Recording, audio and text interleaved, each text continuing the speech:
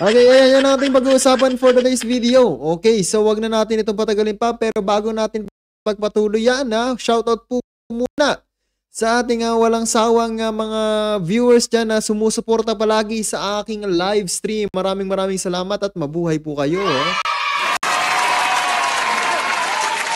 Ayan na, kung nakikita ninyo sa inyong mga screen ang pag-selfie. Oh, di ba? Ang ganda ng pagkaka-selfie, may pag-ganito-ganito pa. Then may pagkindat-kindat pa. Sana all. Ayan na, kung makikita ninyo, ayan ha. Makikita ninyo ay talagang mukhang masayang-masaya. At alam nyo ba na hindi lang basta kasiyahan ng dala-dala niya ni Alice Guo, dahil meron din pong banta sa kanyang buhay. At kakapagkita pa lamang nito ni Alice Guo kay Secretary Abalos ay tila ba parang may binubulong na agad ito at rinig na rinig sa audio na Secretary Abalos, baka naman pwede mo akong tulungan kasi may death threats po ako. So yan yung ating tatalakayin for today's live stream. So wag na natin itong patagalin pa. Simulan na natin. Eto, panoorin natin ang buong detalye ng inilabas ng 24 oras. Ano? O, tuloy na natin. Pero shoutout muna. Shoutout ulit sa ating mga viewers dyan. Okay, tuloy. Panoorin na natin ito. Alice Guo na inaasahang darating hating gabi mamaya. Magandang gabi po, Luzon, Visayas at Mindanao. Pinoproseso na mga dokumento para sa pagbabalik Pilipinas ni Alice Guo na inaasahang darating hating gabi mamaya mula sa Indonesia. Okay, narinig ninyo, hating gabi po darating itong si Alice Guo. Congratulations sa ating mga kapulisan. May bago kayong trabaho. Ayan, shoutout po sa ating mga senador. Sana gawin po ninyo yung inyong mga tungkulin ulit. At sana hindi na po makaligtas at makawala itong si Alice Guo, no? Okay, tuloy na natin. Huli, nagpaabot na umano siya ng surrender fillers dahil sa banta sa kanyang buhay. Bagay na idinulog niya rin sa paghaharap ng Interior Secretary. Sa gitna ng lahat ng yan, si Guo ay nakuha pang makipag-selfie sa mga opisyal. At mula sa Jakarta, Indonesia, nakatutok live si John Consulta. John. Mel, Evil, Vicky, opisyal na ngang na-turn over ng Indonesian authorities itong si Mayor Alice Guo sa law enforcement groups ng Pilipinas. Sa katunayan, ilang segundo pa lang ang nakakaraan nang makaalis na itong convoy ni Mayor Alice Guo na maghahatid sa kanya sa passport na siya namang babiyahe patungo dyan, pabalik sa Pilipinas. Pasado alas 12 ng madaling araw, oras dito sa Jakarta, Indonesia, nang dumating ang mga tauhan ng NBI at Bureau of Immigration o BI. Sila rin ang DOJ team na sumundo kina Sheila Guo at Cassandra Ong noon. At tumutok sa paghahanap kay Alice Guo, katuwang ang kanilang Indonesian counterparts. Pero para mapabilis ang pag-uwi kay dismissed Mayor Guo, dumating din pasado alas 3 ng madaling araw sina Interior Secretary Benhur Abalos at PNP Chief Romel Marbil. Mahigit 10 na lahat ang susundo kay Guo. Kaya bukod sa paghaharap ng NBI at Bureau of Immigrations ng Pilipinas sa immigration officials ng Indonesia, we have process. The process was for before Sheila and Cassandra. Yes. We are trying to coordinate with the Indonesian police to fast track the documents. We just waiting from the police. May sarili ring pulong ang Interior Department at Pulisya ng Pilipinas sa Indonesian Police naman. Ayon sa BI, ilang beses nagpalipat-lipat ng pinagtataguan si Guo. Sa mga litratong ito, aking nakuha sa isang source na nakuha sa iba-ibang lugar sa Indonesia, makikita siyang may kasamang lalaki at maiksi na ang buhok. Bago naman siya naaresto sa town hall.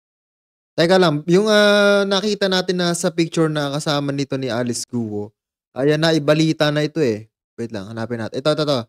Naibalita na ito na ito daw ay big boss ng Pogo doon sa Porac, Pampanga. Sa Bamban, Tarlac ata ito. Basta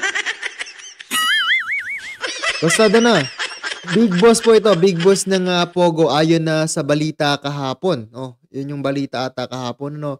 Na yung kasama ni Alice Guo ay isang big boss ng Pogo. So ayan, tuloy-tuloy natin. nakuha sa iba-ibang lugar sa Indonesia, makikita siyang may kasamang lalaki at maiksi na ang buhok. Bago naman siya naaresto sa townhouse na ito sa Tangerang City sa Indonesia, ay nagpaabot si Guo ng surrender feelers sa DOJ tracker team. Based dun sa information na binato sa akin ng ating informant, sinasabi na takot din daw siya, sinasabi niya, sa Chinese mafia. Tukoy na rin ng BI ang mga personalidad. Teka, narinig ninyo yun? Takot din. At may banta sa kanyang buhay mga Chinese mafia. Ano, yan yung mga triad na sinasabi ata nila. Ano, kaya ganun na lamang katakot. Siguro hindi makauwi itong si Alice Guo sa Indonesia. Sa Indonesia. Hindi nga pala taga-Indonesia to. Kaya siguro hindi makauwi ng bansa nila. Itong si Alice Guo ay delikado yung buhay nito sa China. Diba? Yan yung nakikita ko lamang dito na mga nangyayari. No, kaya patuloy pang sumisiksik dito sa karatig nating bansa. Kasi dito mas safe pa siya eh. Nakakatakas pa siya unlike sa kanilang bansa na kapag nalaman ng mafia group or ng hindi ko alam kung sino or triad or yung mga kalaban nila ay delikado na ang buhay nila or buhay niya. Kaya hindi makauwi. Kung mapapansin ninyo yun, napansin ninyo, at ako ay napansin ko rin naman, kasi kung ito talaga ay gustong tumakas, hindi lang kasi kalaban nito ay ang mga gobyerno ng Pilipinas. Ang kalaban nila ay yung mga, yun nga, yung mga group na yan, ng China, bansang China. Kasi sindikato yung mga kalaban nito mga to, kaya hindi biro. So, ayan, kung gustong tumakas talaga nito ni Alice Guo at saka ni Sheila Guo, ay nandun na yan sa bansang China pero hindi nila magawa, ituloy natin itong video. Na tumulong umano kay Guo para makapagtagaw sa Indonesia. Mga kapuso, kasama natin ngayon ng mga tauhan ng National Bureau of Investigation at ng Bureau of Immigration. Sulukuyang naglalakad kami ngayon papunta sa aming sasakyan na van. At ito ay paghahanda na para pumunta sa isang tanggapan dito sa Indonesia sa ganun na magkaroon na ng coordination sa mga Indonesian authorities bilang paghahanda na rin dito sa napipintong pagbiyahe ni Mayor Alice Guo pabalik ng Pilipinas. Dakong 4:00 ng hapon, magkakasama na ang NBI, BI, PNP at ang Interior Secretary na makapulong ang Indonesian authorities para plansyahin ang mga requirements ng deportation ni Guo. Yung mga dapat na pag-usapan ay napag-usapan na namin. Ngayon, wala nang balakid. Kukunin natin si Alice, inaalis ang papeles at iuwi na natin sa Pilipinas. Kasunod dito, nakipagpulong sina Abalos at Marbil sa mga police officials sa Indonesia upang magpasalamat. So, welcome back. Welcome back sa ating bansang sinilangan, Alice Guo. Ayan, binabati kita dahil sa iyong pagbabalik. Ito. Maya pa, iniharap na kay Abalos si Guo. Alice, ikaw pala si Alice. Nakita pa tayo before. Saan? Tarlac po, Sek. Ayan, nagkita sila before. Delikado ka dyan na Mayor, Secretary Abalos. Ano ka nun? Mayor ka ba doon? O ka ba nun? O, yun ang tanong niya. O, ituloy natin ito. Ano ka ba nung mayor ka nun? Opo. Ando sila, no? Sila governor? Opo, Sek. Yung nagpunta. Ikaw talaga. Sa live stream ni Abalos sa Facebook, maririnig sa isang punto si Guo na humingi ng tulong kay Abalos dahil sa umano'y death threat. Pero nawala ang audio sa tugon ni Abalos. Sek, patulong. May decret po kasi. Di bale, basta importante. Ayan, narinig ninyo yun. Ito yung kinakatakot ni Alice Guo. Medyo, nung nakita ko to, nung narinig ko to, medyo naawa din naman ako kahit papaano kay Alice Guo. Kaya siguro ganun na lamang yung kanyang katakot, no? Pagtatago. Pero hindi yung pwedeng kaawaan si Alice Guo kasi maraming nang nagawa niyan sa ating bansang Pilipinas na napakahirap niya na pakawalan, ano? Sabi niya, Secretary patulong, may death threat po kasi ako. Ayan, yan yung gustong hinging tulong nito ni Alice Guo kaya Secretary Abalos, kaya ganun na lamang, no? Sana Delikado talaga ang buhay nito ni Alice Guo, no? Napakahirap. Napakahirap kapag marami yung mga kalaban nito, no? Hindi lang basta gobyerno ng Pilipinas, pati yung mga iba pang mga tao na nasa likod ng mga pogo-pogo na ito, no? Tuloy natin. Totoo, tingnan natin ito. Ha? Kaya nga, kumuha na kami ng private plane dito para maano. Kasi ako tingin ko para Sana all naka-private plane. Ano daw? Nabubulat ako. Sana all naka-private plane. Ano? Ayan, ay tuloy. yung Chinese.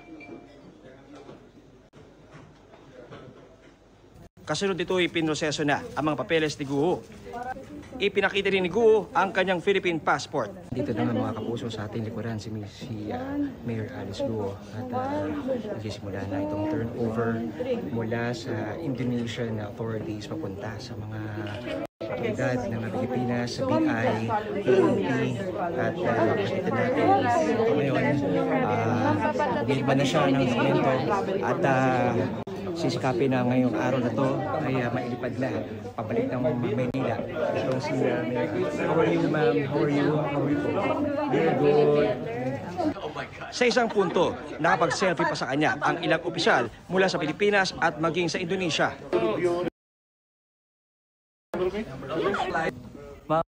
Sana all masaya. Di ba? Ngiting tagumpay at ako ibabalik na sa bansang aking minamahal. Kita-kita niyo yan. Masaya-masaya si Alice Guo. Ano? Tuloy natin ito. Ma'am, dito ma'am. You're going home. How do you feel? I'm good. I'm good. Yeah, I'm good. Are you okay now? Yeah. I'm good. Yung mga accusations sa'yo, you're confident you can answer it? Are you going to go? Are you going to respond? Wala po maling Ma'am, may death threat ka daw. May death threat ka daw. May death threat ka daw, ma'am. May death threat ka. Ma'am, may death threat ka daw. Media, stop. Are you media? Downstairs. Pagkatapos ito ay dinala na si Guo sa Immigration Office ng Indonesia. So why are you here in Indonesia? Vicky, nagkaroon lang ng konting delay ng hindi nasunod yung pag-turnover dapat ng Indonesian Interpol sa Indonesian Immigration. Pero naayos na yon at inaasahan natin na yung ine-expect na 10:30 na arrival ni Alice Guo, kung hindi na magkakaroon ng aberya, ay maaaring ma-extend na lamang ito ng alas 11 o 11:30 at malamang may bago mag-alas 12 ng hating gabi dyan sa Pilipinas ay nandyan na si Mayor Alice Guo. Vicky. John, napansin namin na parang masaya no, si ex-Mayor Guo na parang hindi siya arestado. May video pa nga na kinindatan niya kayo. Kwento mo na nga sa amin yon, John. Actually, Vicky, medyo nagulat din tayo no, doon sa kanyang actuation na ine-expect natin nung umpisa na medyo magiging mailap siya, pero kabaliktaran. Ito yung kumindat si Alice Guo. Ang cute lang. Yung hinuli ka na, akala mo stress ka na sa buhay, pero masaya ka pa pala. Ang dami na nga sa mundo. So, siguro na overwhelmed to. Ang dami namang nagmamahal sa akin. Talagang pinoprotektahan ako. Sana all. Tingnan nyo. May pakindat-kindat pa. Pag ganun pa. No? Sana all na lang. Ituloy na. Dahil naging siya, very receptive, ngumingiti at certain points, tinatanggal niya yung kanyang mask para makipag-picture nga doon sa mga gustong magpa-picture sa kanya. Nag-umpisa to, Vicky, nung merong mga Indonesian authorities na lumapit sa kanya at nagpaalam, tapos nauwi na sa mga picture-picture. Hanggang sa meron na rin ng ilang sa ating mga opisyal dito sa Pilipinas naman, ang sa tuwa nila dahil nakuha na nga, ito nga, finally, si Mayor Alice Guo ay nagpa-picture din dito kay Mayor Alice. At ang sabihin nyo, pagka Pinoy, nakikigaya-gaya yan eh. Pag may nakikita pinagkakaguluhan, pupuntahan. At magpapapicture din. Ganon. Aminin na natin, di ba? Ituloy natin ito. Ituloy. ating pakikipag-usap kay Mayor Alice Guo, talagang masabi natin na parang she's putting up a happy front. Pero bakas natin na Vicky, no, kanina sa baba dito sa aking kitututunguhan at kinatatayuan na pwesto, nakita ko medyo napaluha siya.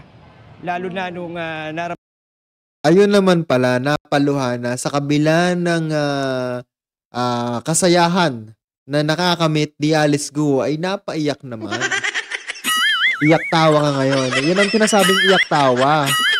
Ano, kapag masaya ka sa una, tapos maya-maya ay iiyak ka na, kawawa naman. Siguro sinusulit lang ni Alice Guo yung mga araw na siya ay nakakatawa pa. Diba? Kasi balang araw hindi na makakatawa yan eh. Iyak-iyak na lang yan siya doon sa kulungan, no? At alam niyo ba na, mayroon akong napanood din na isang vlog. May parang isang attorney to, ano? Na kahit wala daw death penalty dito sa ating bansa ay possible pa rin basta i-push ng mga mambabatas. Ewan ko lang kung totoo yung sinasabi niya na kahit wala daw death penalty, magtanong pa daw tayo sa DOJ, no, sa mga basta daw, ewan ko kung totoo talaga yun ha, na kapag pinush ng mga mambabatas, pwedeng itong mabitay itong si Alice Guo. Pero not sure, not sure doon sa isang vlog na yun, na shinare ko lamang sa inyo, hindi ko sigurado kung totoo yung sinasabi niya. O, ituloy na lang natin ito. Naman niya na eto na, kaharap niya na yung Indonesian media at yung Philippine media na sa likuran, nakita ko doon medyo nagpuna siya ng kanyang mata. At I'm sure ito, bakas na, ramdam niya na yung malaking pagbabago sa buhay niya na mangyayari sa oras na makabalik na siya dyan sa Pilipinas. Vicky. John, di ba nakita natin nakikipag-selfie pa siya sa mga opisyal dyan, no? Ano ba yung general mood dyan nung nandun lahat kayo at pati yung Indonesian media?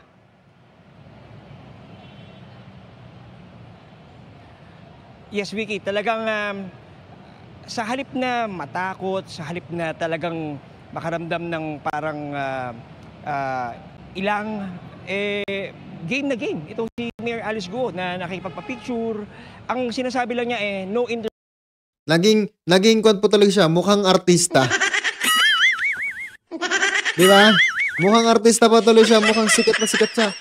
Picture tayo dito kay Alice Guo, sikat ito sa Pilipinas. Correct naman, sikat naman talaga yan.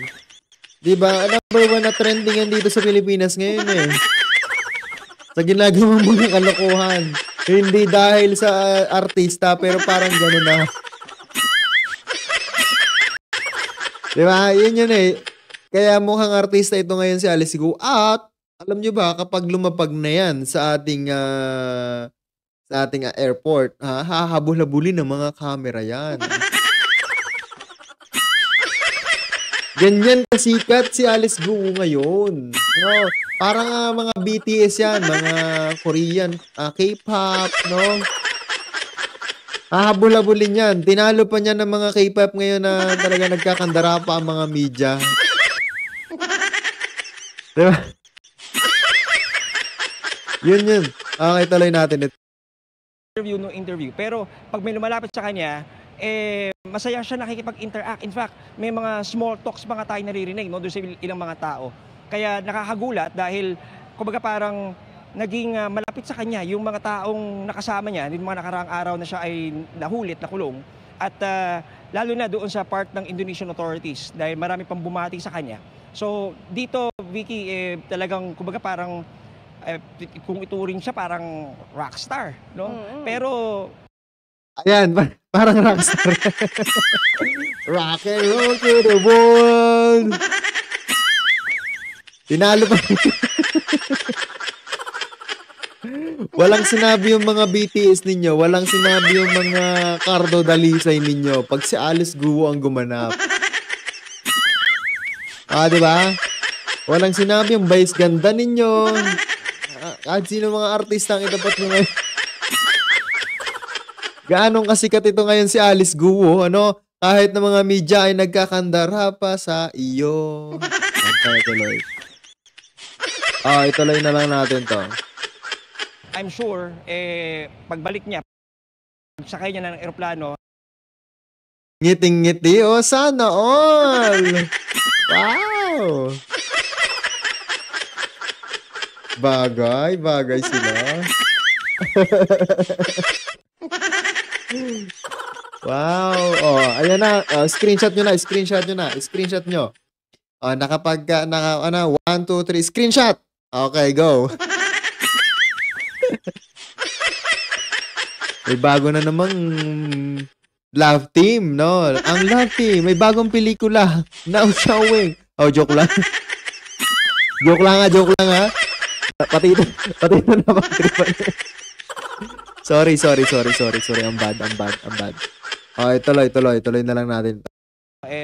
Doon na magkakaroon ng malaking pagbabago yung kanyang sentimiento, lalo na pag lumapag na siya dyan sa Pilipinas. Vicky. Oh, John, di ba sinabi mo kanina before 12 midnight, tiyak makakalapag na yung eroplano niya rito sa Pilipinas? Tama ka doon, Vicky, kasi dito sa ating lugar sa Indonesia ay yung biyahe pabalik dyan sa Pilipinas ay 3 hours. No? Ito pa yung malupit eh. Groupie! Sana all! Diba? Nawala yung selfie. Ito ngayon, groupie. Ito mga BI yata ito ng tawag dito Indonesia. Hindi ko sure kung mga BI lahat ito or may mga Pilipina dito.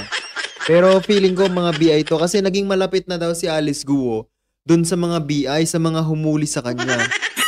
Sana all. Napamahal na. Buti pinakawalan nyo pa. Ano? Okay, tuloy natin. Umaabot pa ng 3.5. So, yung time difference natin, ahead kayo ng 1 oras dito sa kumpara dito sa Indonesia.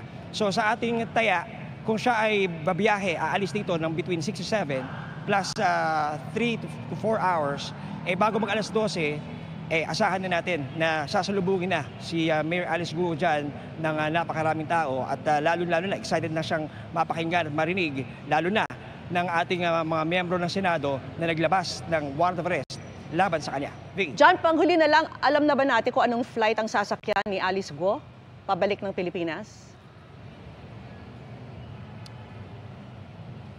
Vicky, isang private plane na kinuha ng... Narinig ninyo yun, ha? Private plane ang kinuha. Sana all VIP. Naka-VIP. Ano pa nga sinabi dito? Very... May sinabi dito, meaning ng VIP. Pakinggan ninyo, ito. Nalimutan ko meaning na sinabi niyang VIP. Ito. Oh. Very... Nalimutan ko. Basta pakinggan na lang natin ito. DILG at ng PNP ang gagamiting eroplano. Ang unang talagang plano ay ng BI at NBI ay eco-commercial flight itong si Mayor Alice Guo. Katulad ng ginawa kay Cassandra Ong at kay Sheila Guo. Pero sa pagkakataong ito, Vicky, ay mismong si Secretary Benor Abulos pa ang talagang dumating at kasama nga niya si Chief PNP Romel Marbil. Talagang nag-effort talaga sila na pumunta rito. At ang kanilang sinabi ay yun na nga, meron tayong nakuhang picture ng isang flight manifest na nakasulat doon yung pangalan ni Mayor Alice Guo, Vicky, na kasama na siya sa pasahero na sasakay dito sa eroplanong ito na magbabiyahe sa kanya pabalik sa Pilipinas. Pero ito, Vicky, no, talagang malaki yung pagkakaiba nito kasi itong flight na to ay isang private plane, no, na iilan lamang ang sakay. Doon sa ating impormasyon na kalap, Vicky, ay 8 pasahero lang ang kasya sa loob ng eroplanong ito. Kaya ang ating ina-expect dito, Vicky, ay talagang espesyal, no? Yung kumbaga yung itong VIP or very important prisoner. Ayan, narinig ninyo ang sabi very important prisoner. Ayan yung pagkasabi ha. Hindi. Very important prisoner yung sasakay. Yung palang meaning ng VIP ngayon. Nakakatuwa. Yun pala ang meaning. Alam nyo na ang meaning ng VIP ha. Very important prisoner.